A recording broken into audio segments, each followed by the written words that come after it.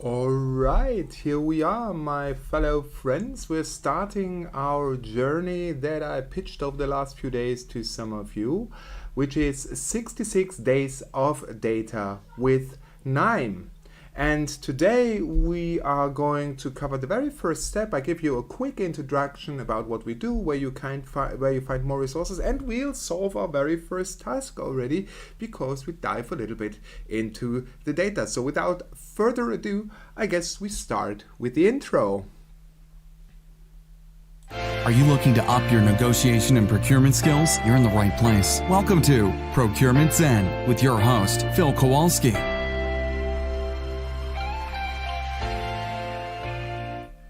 All right, here we are, and let me just quickly switch to the screen because the first thing I wanted to show you is the amazing page you can find on the KNIME blog about this challenge. So put the top bubble on the top right here, and here you can see it. So I will link this page also in the description below this video so you can find it. And let me just give you a quick overview of what you can see here. Basically, it's a blog post. It is created by two very famous and very appreciated NIMEs, Roberto and Rosaria. And they basically tell you why this 66 days of data challenge is helpful. And it gives you also an overview. Over the past few days, if you have followed me on my social media channels, I have already given you a preview about the categories we're going to talk. So we will talk about import data, about statistics, about standardization, a lot about charts and visualization and so on.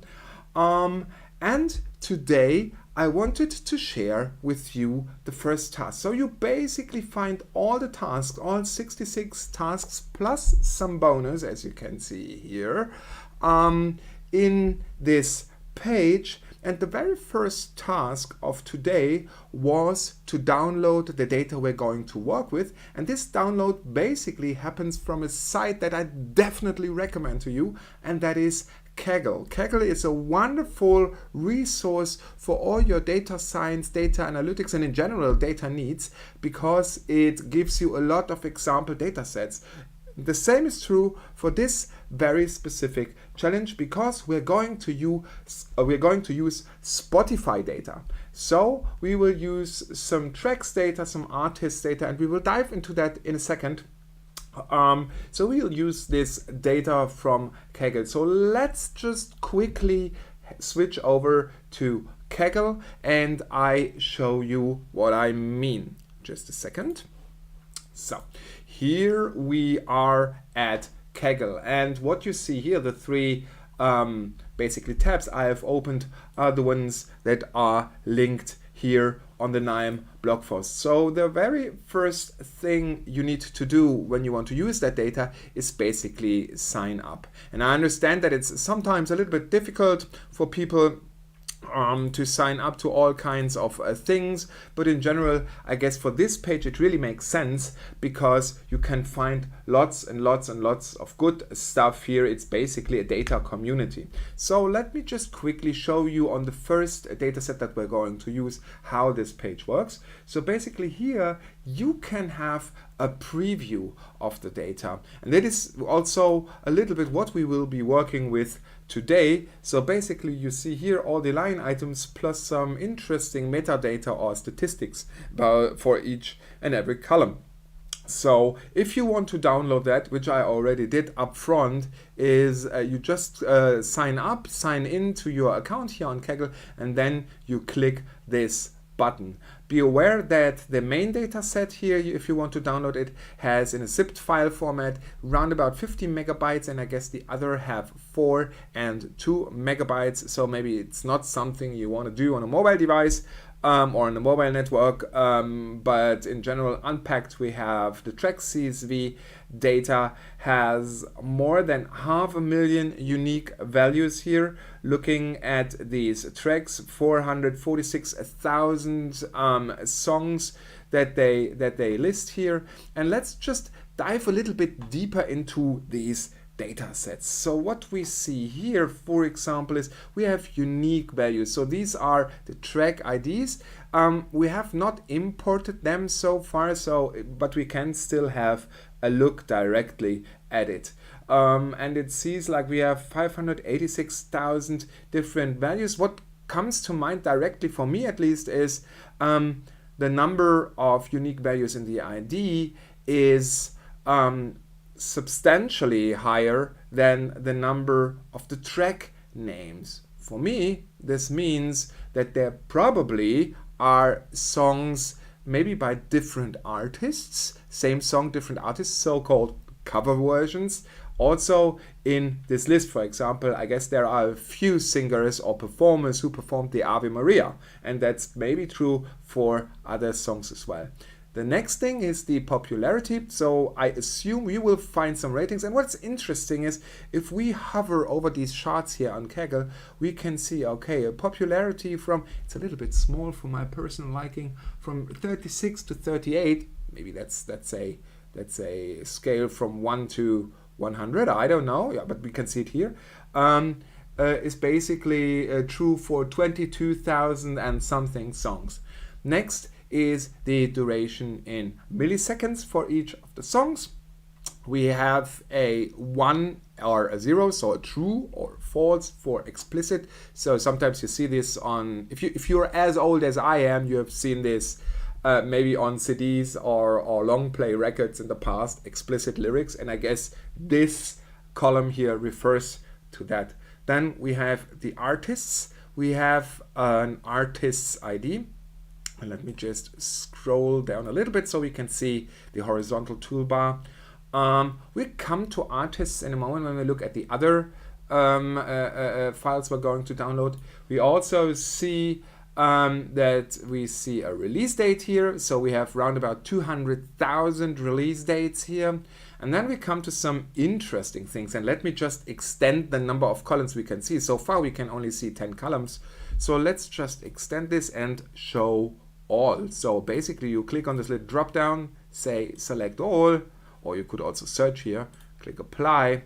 Now we have all columns. So once again, let's go back here to this horizontal scroll bar. And now we see quite a lot of interesting things that might help us to do future analysis. So we see things like danceability on a scale from 0 to 1. We see an indicator of the energy of the song with a scale from 0 to 1. So all these scales are now from 0 to 1. I'm not sure what key refers to, but maybe we will find out.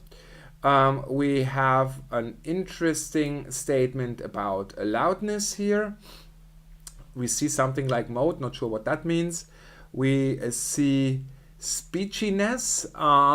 Not being a native speaker, I'm not really sure what speechiness means, but maybe it's how much people speak in songs or not, maybe like in rap songs or not. Acousticness, I guess that's how tuned or how amplified maybe instruments are, acoustic guitar versus an e-guitar maybe.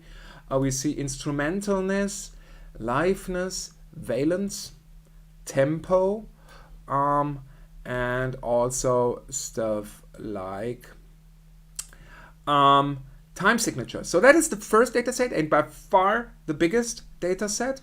So I have downloaded this already. The second data set that KNIME recommends you download for these challenges is basically an artist's data set. And what we have here is basically a very, it's not a small table, but it only has 2 columns. So basically it has the artist name and the unique artist ID, a unique identifier if you want basically. What is interesting here is also this is not a total match. So maybe we will have to do some data cleansing throughout these challenges and clean up some of the stuff, but you at least can see that, for example, the Spotify artist ID always comes in the same format, right? It's Spotify : artist : and then you basically see this alphanumeric combination of the ID here, and it always seems to be the same length. So that is the second. And one, by the way, if you want to get rid of this little tree view here, you just click this hide tree button. All right. By the way, you can see some metadata, how often this stuff has been downloaded, etc. here, but that's maybe not something we will dive very much deep into. You also see license information here. And the third one is Spotify datasets from 1928 to 2020. So these are, once again, songs, and the songs file contains more than 160,000 songs. So I guess we will match some of these sets with the other, because in general, of course, the tracks data and song data maybe has huge overlaps. So we can once again see we have here the artist. Maybe we have additional info here in these columns that we don't have in the original data set. So let's see, we have the artist here, we have acousticness, danceability, we have once again the duration, we have the energy, instrumentalness. We also see liveness, loudness, speechiness, tempo. Let's just see all of those columns. Tempo, valence, popularity. Okay, that's interesting. That's something we probably didn't have in the other one. We see key, mode, and count. Not sure what that means, but we will find out throughout these challenges. So these are the 3 data sets we will be working on. And I guess I would say they are pretty nice. Nice. So let's go back here to this one and go back to the page. So today we just looked at this, and if you want to follow along, basically make sure you download these files here as indicated by Roberto and Rosaria. Tomorrow we will have a look at the KNIME Analytics platform. You could go through these articles here. Some are a little bit more sophisticated. If you want to stick with me, tomorrow I do just another live stream for you guys, and I will go through what I personally really love about KNIME and what you should, how you eventually want to set it up before then.